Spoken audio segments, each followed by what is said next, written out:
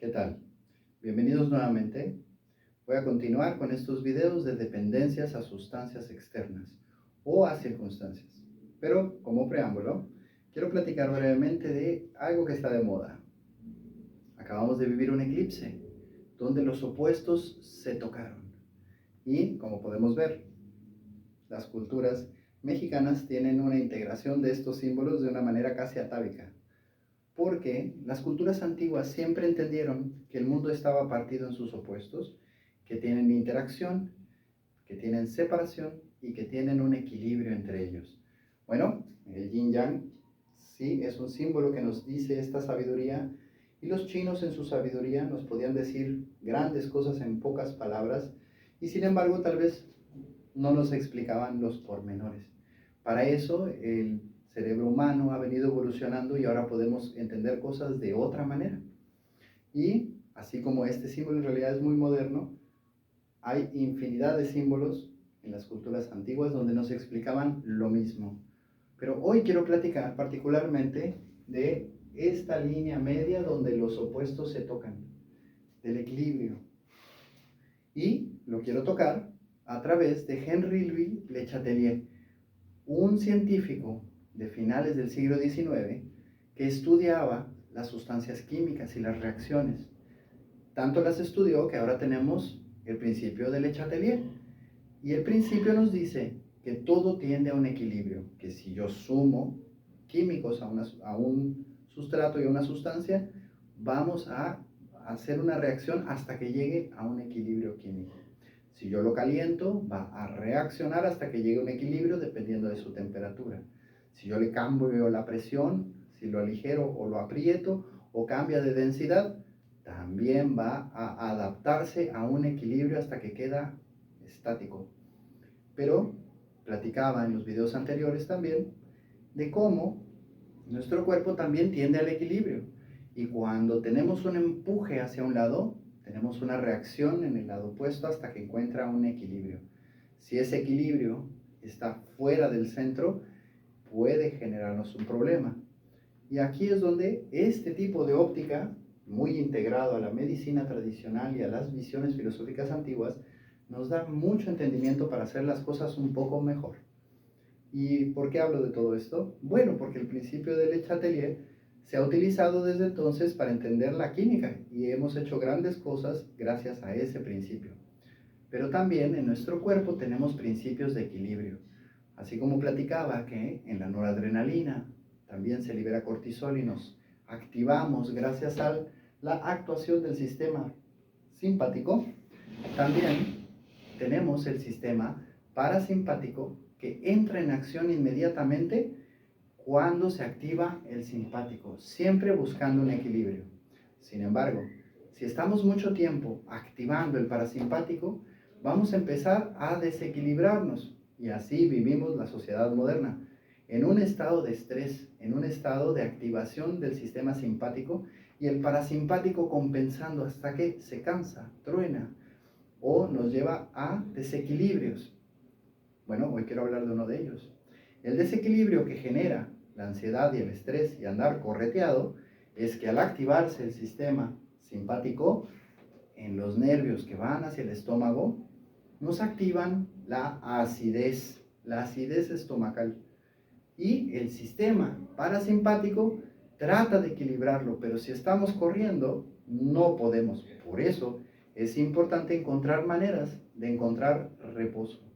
La meditación, el mindfulness, la atención plena y tantas otras herramientas que además son muy nuevas. Los místicos y los filósofos de antaño tenían mejores herramientas. Pero no importa qué herramienta usemos, a veces hasta una cerveza ayuda. Sin embargo, todo tiende a un equilibrio y tenemos que cuidar de no descompensarlo. Y precisamente el principio de Le Chatelier es parte de lo que hace una compensación química siempre en nuestro organismo.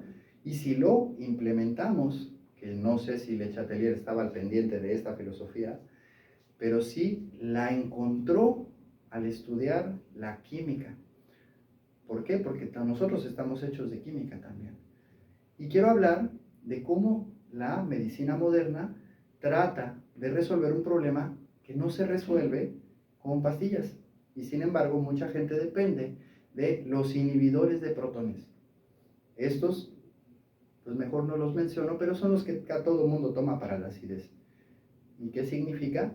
Pues que cuando tenemos un exceso de acidez, en lugar de atender la falta de relajación o el exceso de actividad, tomamos una pastilla y no vamos a llegar a ningún lado, porque estamos camuflajeando un estilo de vida que está desequilibrado.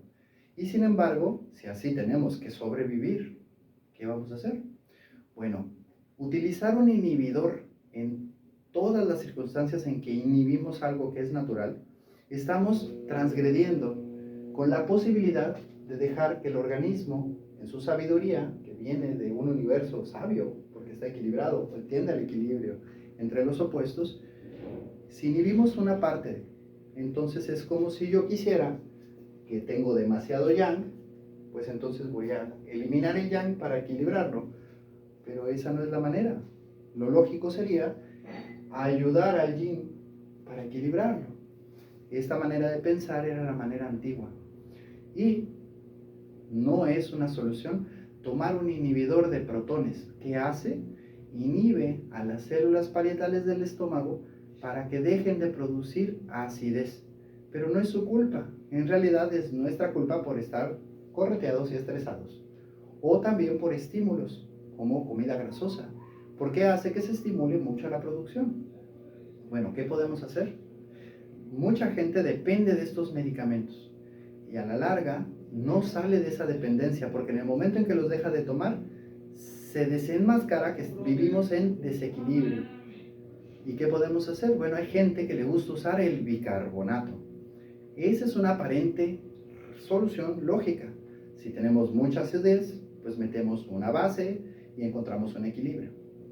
Bueno, yo insisto, busquemos el reposo y la relajación, pero hay una manera más inteligente y además cada vez es más popular utilizar ácidos, pero ácidos gentiles, porque en el estómago tenemos uno de los ácidos más potentes, el ácido clorhídrico. Cuando utilizamos ácidos más suaves, como el ácido acético, que es el vinagre, o el ácido cítrico, que viene principalmente en los limones, entonces tenemos una solución más integral. ¿Por qué? Porque estos ácidos en realidad son ácidos, pero tienen la capacidad de prestar iones, y cuando prestan iones también pueden captar protones. Entonces, consumir ácido cítrico, jugo de limón o vinagre, y está de moda el vinagre de manzana, además de tener otros múltiples beneficios, nos puede ayudar a encontrar ese equilibrio de manera natural, dejando que el principio del Le Chatelier trabaje precisamente con un ácido que presta actividad y energía, pero que también permite un equilibrio de estos iones y protones. Bueno, espero no haber perdido mucho el hilo y que me entiendan tantito para que veamos cómo hay soluciones más integrales si entendemos una filosofía dual y también buscamos un equilibrio verdadero. Insisto, prefiero encontrar un equilibrio desde el reposo y la actividad en medida justa.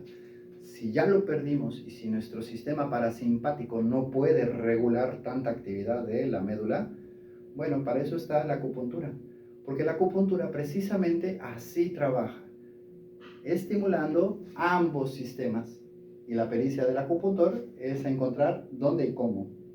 Bueno, les dejo estas reflexiones, espero les gusten y voy a seguir elaborando sobre el ácido cítrico porque venía hablando de la noradrenalina, de la producción de ATP también, y precisamente para producir energía, la base de la energía en el ciclo de Krebs o ciclo del ácido cítrico empieza con el ácido cítrico.